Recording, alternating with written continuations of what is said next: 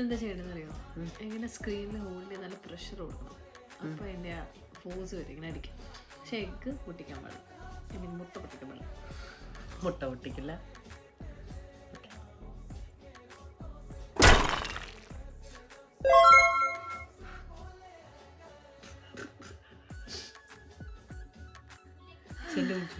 മുട്ട പൊട്ടിക്കാതിരിക്കും. മുട്ടയില്ല, മുട്ട.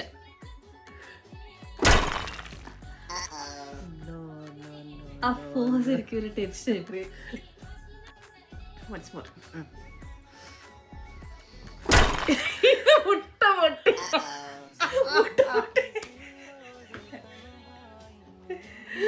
മൊത്തം പോയല്ലോ.